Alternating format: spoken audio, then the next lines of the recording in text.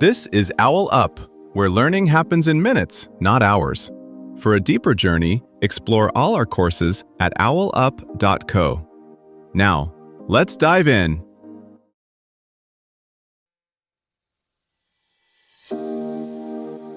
Welcome to Chapter 2 of our series, Breaking the Silence, Transform Your Inner Dialogues.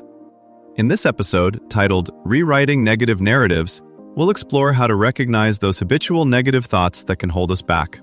So, grab a comfy seat and let's dive in. Most of the thoughts you'll have today already showed up yesterday, like mental reruns you didn't choose. Now here's the twist. Your brain tends to replay the harsh scenes louder than the kind ones. So why does the inner critic keep getting the lead role? Some of those harsh thoughts feel true not because they're accurate, but because they're familiar. Your brain is wired to notice threats and mistakes first, then bookmark them for future safety. Over time, those bookmarks can quietly turn into a running story about who you are. I always screw this up. I'm too much. I'm not enough. The danger isn't a single rough thought. It's when those lines harden into a script that quietly directs your choices, who you date, which jobs you apply for, how honestly you speak in your relationships. Research shows that when people deliberately update this script using tools like cognitive restructuring or self-compassion, their mood and even stress physiology begin to shift. It's less about faking positivity, more about fact-checking the old story and drafting a version that's actually aligned with your real life. Here's where it gets practical. Your brain doesn't just store that old script, it keeps updating it in the background, especially during emotional moments and conflict.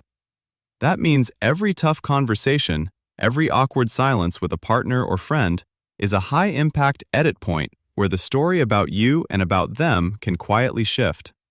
Neuroscience studies show that when strong emotion and attention line up, your brain tags those scenes as important, giving them more say in future reactions. The catch?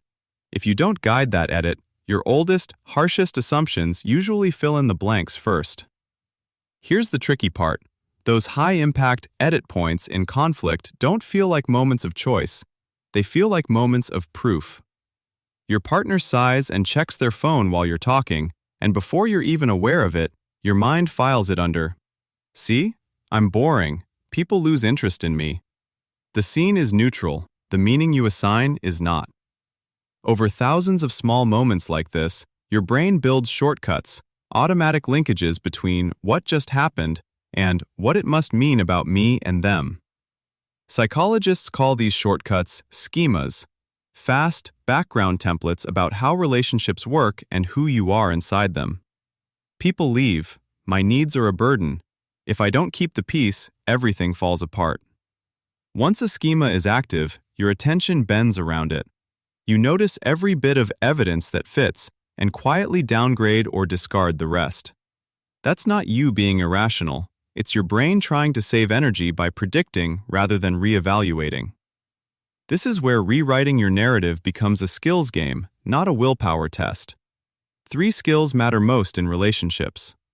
1. Micro-noticing. Catching the first sentence your mind whispers after a difficult moment. There it is again, I'm too needy. You don't have to like that thought, you just have to see it. 2. Meaning separating. Distinguishing between the event, they checked their phone, and the story, I'm not worth listening to. That gap is where options live. 3. Deliberate retagging. Consciously labeling a moment in a more balanced way. They might be distracted. This doesn't automatically mean I'm uninteresting. Over time, repeated retags start to weaken the old pathways and strengthen new ones. Think of it like updating a recommendation algorithm in a streaming app. If you always click on the same gloomy category, the system assumes that's what you want and keeps offering more. The instant you start choosing differently, again and again, the suggestions shift. In close relationships, this shift is contagious. When you question your own harsh stories, you also become less certain about the harsh stories you've written about them. They don't care. They're doing this on purpose.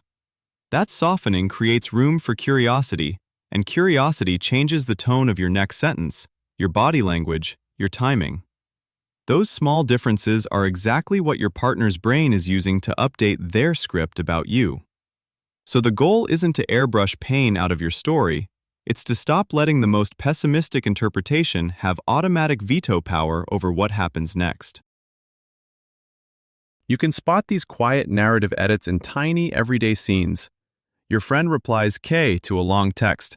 One version of the story, they're annoyed, I said too much. Another, they're rushing between things, this conversation might continue later. Same event, different draft.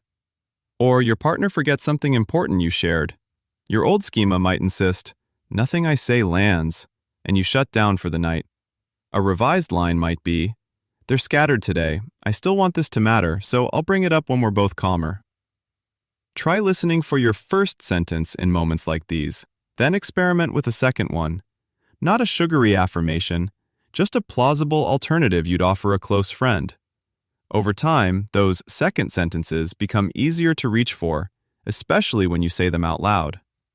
Part of me is telling a really old story right now. I'm not sure it's the only one. That small disclosure can change not only your inner script, but also how safe the other person feels to rewrite theirs alongside you. When whole communities learn to revise harsh inner scripts, the ripple effects go beyond calmer conversations at home. Classrooms, clinics, and offices start to function more like collaborative labs than quiet war zones. Conflict becomes data, not a verdict. Think of cities where traffic lights adjust in real time. Fewer pile-ups, smoother flow, less wasted fuel. As narrative skills spread, we may see similar shifts in social traffic. Fewer blow-ups, more repair, and relationships that waste less emotional energy. Each revised line of self-talk is like moving one book from the doom shelf to the possibilities section in your mental library. Over time, the titles within arm's reach start to change. You won't control every plot twist in your relationships, but you can choose which stories stay in print and which become old editions you rarely pull down. To go deeper, here are 3 next steps. 1. Grab a worksheet from Dr. David Burns' Feeling Good website and run one of your loudest negative narratives, like, I always mess things up at work, or I'm not lovable, through his daily mood log to see, in writing, how distorted that story actually is. 2. Listen to the Rewriting Your Story meditation on the Insight Timer or Calm app tonight, and deliberately plug in a real scene from your life where you usually beat yourself up. Then visualize it playing out with the kinder, updated narrative you want to live from. 3. Pick up What to Say When You Talk to Yourself by Shad Helmstetter and highlight 3 specific replacement scripts that match the negative lines you caught in yourself during the episode. Then record them as a voice note on your phone so you can play them back tomorrow morning instead of your usual self-criticism. This was OwlUp, your daily step forward. This series continues with more chapters on OwlUp.co. Visit OwlUp.co to access the complete course and continue your learning journey. See you there!